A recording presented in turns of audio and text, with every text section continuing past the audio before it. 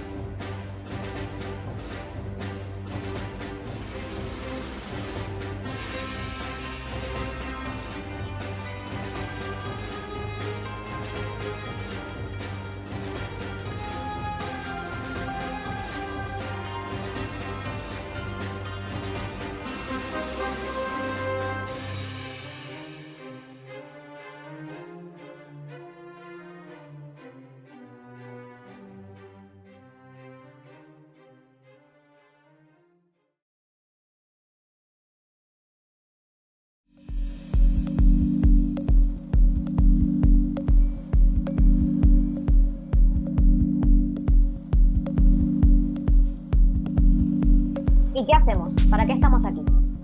Creo que hemos venido a hablar de la libertad. Libertad, libertatis. Facultad natural que tiene el hombre de obrar de una manera o de otra, y de no obrar, por lo que es responsable de sus actos. Estado o condición de quien no es esclavo. Esclavo. En Rusia, hasta mediados del siglo XIX, estar eximido de castigos corporales era distintivo de libertad, y este privilegio le pertenecía a la nobleza. Y eran los únicos que podían tener terrenos y esclavos. Duarani, palabra que utilizaban para referirse a los nobles, significa propietario de bienes rurales. Por lo tanto, como el hombre libre es el único que puede ser propietario de bienes rurales, hombre libre es igual a noble. Esclavos. Esclavos. Esclavo. Esclavos. Esclavos. Esclavo. Esclavos. Cierto ser que pertenece en cuerpo y alma a otra criatura de la misma esencia. Un desgraciado que no tiene voluntad, deseos ni esperanza, que piensa y se agita en virtud de la voluntad de su señor. Un animal sobre el que otro hombre, investido de omnipotencia soberana, ejerce el derecho de vida y muerte. Un mueble que se vende en cuanto se encuentra licitador de provecho. En una palabra, es cualquier cosa, que en las lenguas humanas se halla sin verdadera definición. Un monstruo que participa a la vez de hombre, de instrumento, de bestia y de materia inanimada. Entonces, yo ahora hago de un noble, un propietario.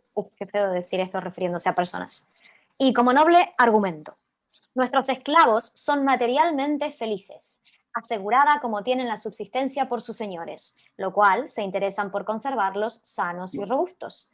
Además, se hallan exentos de todo cuidado, de toda preocupación en sus personas y la de sus familias. Y si las cosechas fueran malas, bien poco les importa, saben sobradamente que su señor no les ha de hacer sufrir escaseces y que le facilitará a toda costa alimentos, habitación, vestidos y leña con que calentarse.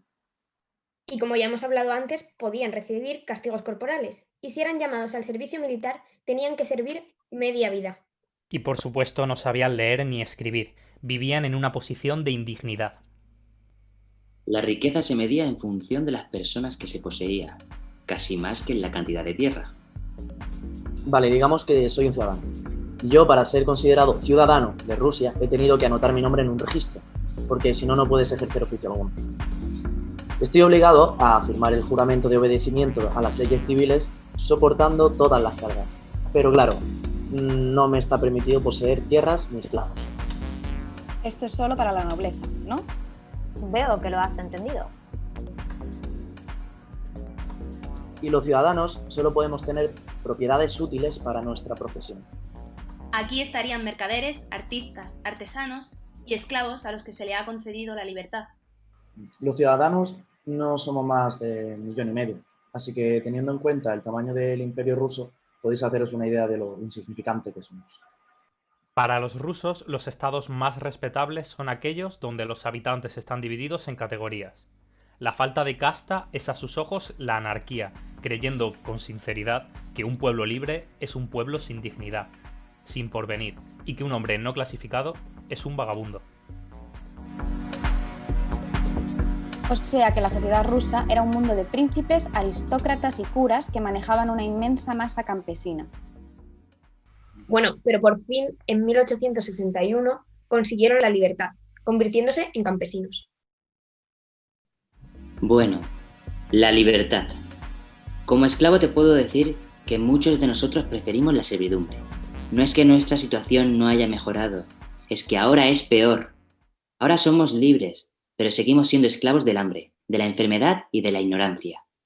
Los aristócratas continúan explotándonos, pero ya no tienen la obligación de velar por nosotros ni alimentarnos. Y tuvieron que pagar gran cantidad de impuestos para poder quedarse y trabajar las tierras. La miseria no les permitía disfrutar de esa libertad ni progresar. Seguían malviviendo una masa ingente de campesinos pobres, abandonados a su suerte. ¿Y la Iglesia qué papel tiene en todo esto? Porque la religión siempre es una parte muy importante de las sociedades. La religión era el instrumento principal para luchar contra cualquier movimiento revolucionario o que fuese alentado por ideas progresistas. Los fieles tenían que confesarse por lo menos una vez al año. Pero es que los curas no tenían por qué respetar el secreto de confesión. Podían denunciarlo ante el gobierno. Fuerte, ¿no? El clero moscovita se aprovechaba de la superstición de los mujik. Espera, que no hemos dicho lo que es un mujik y creo que debemos explicarlo. Así se llamaba a los campesinos rusos que no poseían propiedades. Vale, ahora yo soy uno de ellos. Y como campesino te puedo decir que no nos podemos olvidar de la fuerza de siglos de paternalismo zarista sobre nosotros y la conformación de una mentalidad arcaica cimentada por la Iglesia ortodoxa. Aclaro, la fe ortodoxa era la fe dominante según el código del Imperio ruso y no se permitía el rechazo de esta fe. El zar podía dirigir la iglesia según su gusto sin vigilancia eclesiástica. En este ambiente, la mayor parte de la intelectualidad estuvo colocada siempre en el lado del pueblo. La inteligencia. La inteligencia. Podríamos considerarlos como otra clase social, compuesta por la élite intelectual, por la vanguardia. La inteligencia era la corriente radical rusa que rechazaba el sistema existente, que pensaba que la posesión de la cultura era un lujo y que debía necesariamente ser devuelta al pueblo del cual había surgido. Pero esto no solo pasa en Rusia. En toda Europa surgieron este tipo de movimientos, ¿no? Sí, pero allí fue algo diferente debido a las circunstancias, regímenes autocráticos de larga duración y un bajo nivel de educación general. Tú, haz de inteligencia ahora, por favor. Vale, pues a ver qué te cuento. Algunos de nosotros fuimos jóvenes mandados a estudiar a otros países europeos para occidentalizar Rusia. Al regresar con las ideas ilustradas, nos encontramos con un país estático, así que queremos ser la conciencia social del país. Las ideas, la intelectualidad, solo tiene sentido si se pone al servicio del pueblo para resolver sus problemas. Queremos fomentar el debate cultural y político, para que pueda hacer avanzar a Rusia y sacarla del atraso y la opresión. En un país donde la política es estanca, no se permite la participación y discusión, el zar impone sus ideas. Somos los primeros en orientarnos hacia el socialismo. Los intelectuales locales elaboraron un sistema de valores comunes y desarrollaron un sentido de empatía y responsabilidad de la nación, que les llevó a ocupar el rol de la oposición política y defensores de la democracia. Evidentemente, resultaron un elemento molesto, y buena parte de esa inteligencia fue expulsada y tuvo que emigrar. ¿Alguien sabe lo que significa Naro? Es la palabra que utilizan en ruso para designar pueblo y nación. El hecho de que existiera un solo concepto para nombrar lo que en Occidente aparece como dos completamente distintos, marca la relación que existía entre la idea de pueblo y la idea de nación. Eran una sola cosa. Ah, claro, entonces de ella derivan luego los narodnikis, los populistas. Claro, después de la derrota de Napoleón en Rusia, el Imperio ruso fue visto como un pilar fundamental en el equilibrio internacional, pero sobre todo europeo, contra las revoluciones, lo que hizo que Rusia se convirtiera en la patria del conservadurismo y del espíritu contrarrevolucionario. Y esta cerrazón provocó el atraso para Rusia, mientras que Europa vivía un increíble desarrollo económico y social. Sí, y nosotros los populistas creemos que es una ventaja. Así podremos construir un camino propio, diferente al occidental, que lo único que ha conseguido es el triunfo de la burguesía. Gracias a que existe una tradición y una forma de trabajo comunitaria en las comunidades campesinas y a través de la relación especial entre los intelectuales y el pueblo, conseguiremos una revolución social. Bueno, a ver, no te vayas a creer el único populista. Dentro del populismo existen diferentes corrientes, algunos con ideologías y métodos más radicales que utilizan la violencia, y otros de concienciación mediante la palabra. Resumiendo, en esencia se trató de un movimiento intelectual con conspiraciones revolucionarias, cuya característica principal era su confianza en la comuna campesina como base de una nueva organización social. El discurso populista fue un discurso sobre las relaciones que deben existir entre la intelectualidad y el pueblo. En ese discurso, el pueblo aparece como dador de sentido, comunidad de pureza, comunidad por encima de las diferencias. El campesinado debía ser el protagonista del proceso revolucionario. ¿Y qué pasó? El resto es historia. Revolución. Revolución. Revolución. Revolución. Revolución. Revolución. Revolución. Revolución. Revolución. Revolución. Revolución. Revolución. Revolución. Revolución. Revolución. Revolución. Revolución. Me está empezando a sonar rara la palabra revolución.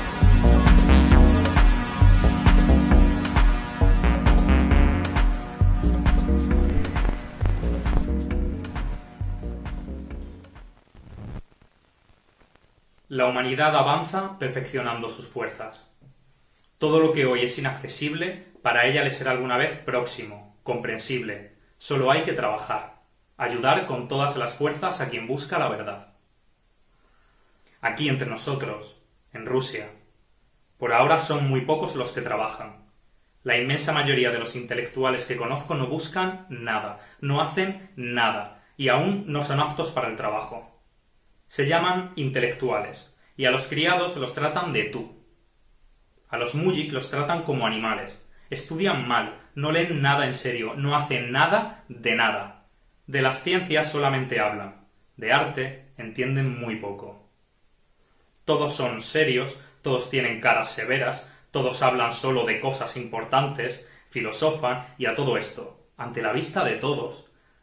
Los obreros comen pésimo, duermen sin almohadas, de 30 o 40 por habitación, rodeados de chinches, de hedor, de humedad, de impureza moral. Y es evidente que todas las buenas conversaciones que tenemos en nuestro país no sirven más que para apartar la vista de sí mismo y de los demás. Muéstreme dónde tenemos aquí las guarderías y las salas de lectura de las que tanto y con tanta frecuencia se habla. De ellas solo se escriben en las novelas, pero en realidad no existen en ninguna parte. Solo hay mugre, vulgaridad, atraso. A mí me dan temor, y no me gustan las fisionomías muy serias. Me dan temor las conversaciones serias. Mejor, callémonos. Lectura de Trofimov, Jardín de los Cerezos.